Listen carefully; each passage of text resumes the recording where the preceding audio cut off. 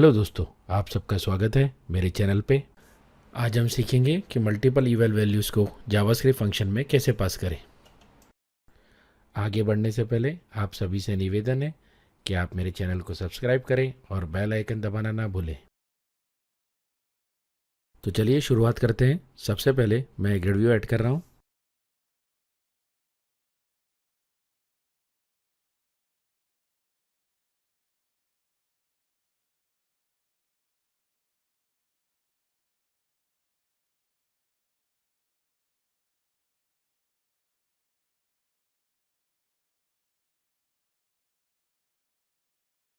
अब मैं एक रिव्यू में कॉलम सेट करूँगा। मैं 3 बॉन्डफिल कॉलम्स बनाऊँगा। सबसे पहले कस्टमर आईडी, फिर नेम और कंट्री।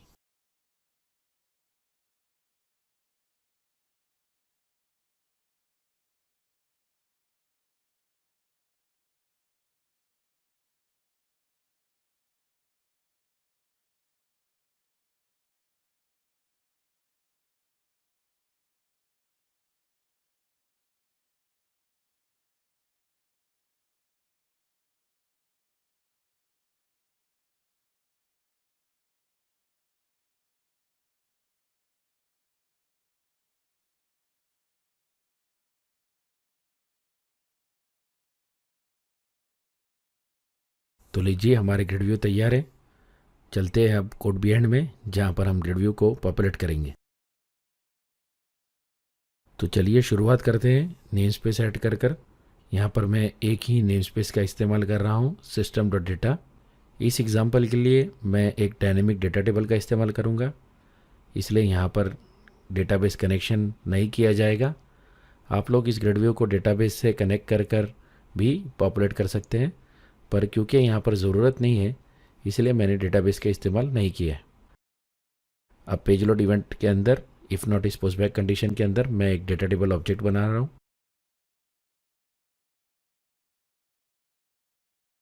अब मैं डेटा टेबल में 3 कॉलम सेट करूँगा। ये वही 3 कॉलम्स है जिन्हें हमने ग्रिड व्यू में डिफाइन किया है।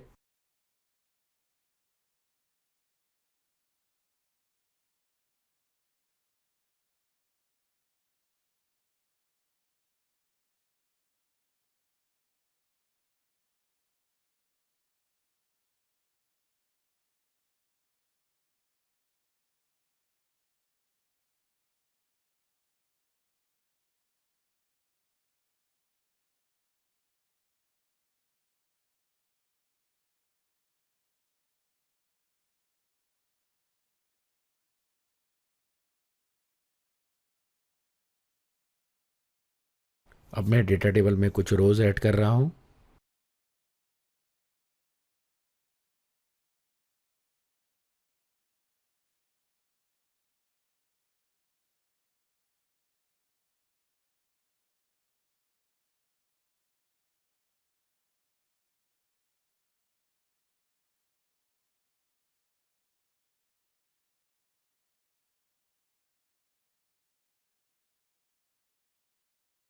अब हम डेटा टेबल को ग्रिड व्यू को असाइन करेंगे डेटा सोर्स प्रॉपर्टी द्वारा।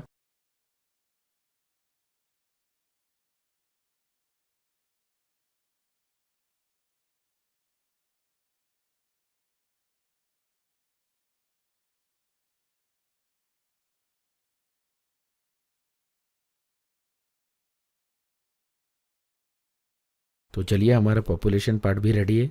अब हम कोड को रन कर चेक कर लेते हैं कि जो अब तक हमने लिखा है वो काम कर रहा है या नहीं। तो लीजिए, हमारी ग्रिड व्यू नज़र आ रही है।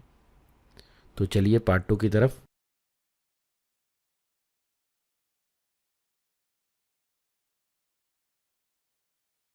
यहाँ पर सबसे पहले मैं एक टेम्पलेट फील्ड कॉलम ऐड कर रहा हूँ।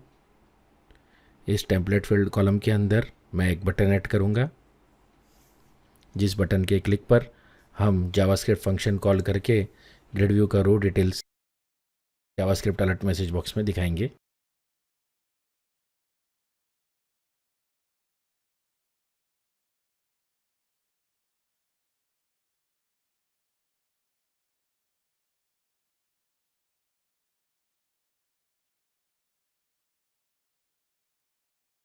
यहाँ पर मैं बटन में एक on client click event handler का इस्तेमाल कर रहा हूँ क्योंकि मुझे एक जावास्क्रिप्ट फंक्शन को कॉल करना है। तो शुरुआत में मैंने सबसे पहले स्ट्रिंग डॉट फॉर्मेट फंक्शन का इस्तेमाल किया हूँ जो कि एक सर्वर साइड मेथड है। मैं करने ये वाला हूँ कि मैं इस जावास्क्रिप्ट फंक्शन को रो का डिटेल्स यानी कि कॉलम्स का वैल्यू जैसे कि आईडी, नेम और कंट्री, इनकी वैल्यूज़ को एक जावास्क्रिप्ट फंक्शन में एज अ पैरामीटर पास करूँगा।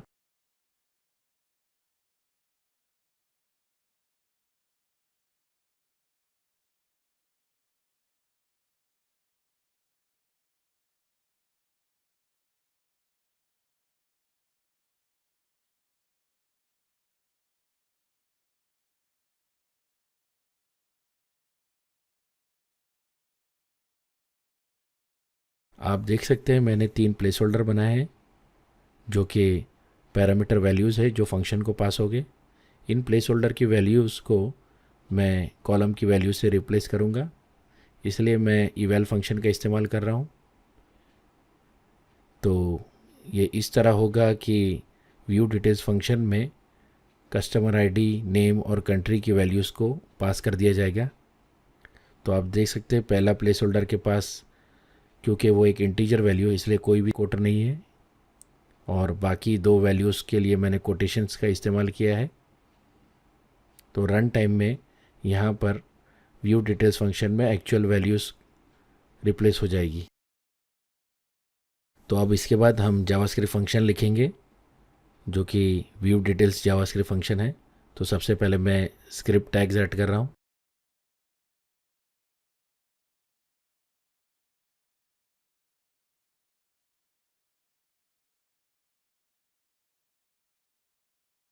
तो यहाँ पर मैं 3 पैरामीटर्स बनाऊंगा बिल्कुल उसी तरह जैसे हमने on client click event handler में बनाए थे, कस्टमर आईडी, नेम और कंट्री।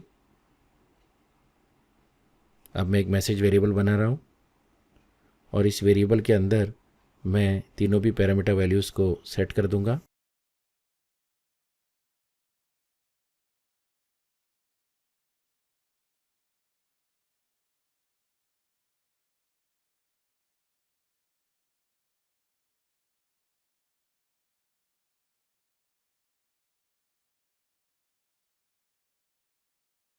अब यहाँ पर आप देखेंगे कि मैंने /n का इस्तेमाल किया है, वो इसलिए ताकि मैं तीनों भी वैल्यूज़ को 3 अलग अलग लाइन में डिस्प्ले कर सकूँ। /n कैरेक्टर का इस्तेमाल न्यू लाइन के लिए होता है।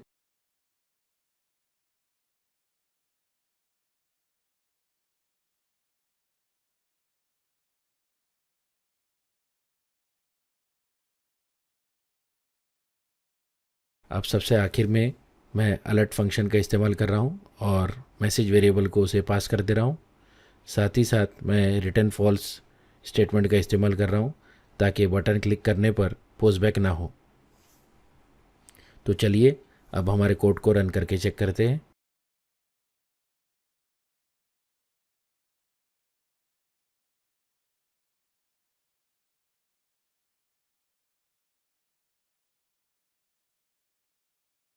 तो लीजिए ग्रिड व्यू में बटन दिखाई दे रहा है।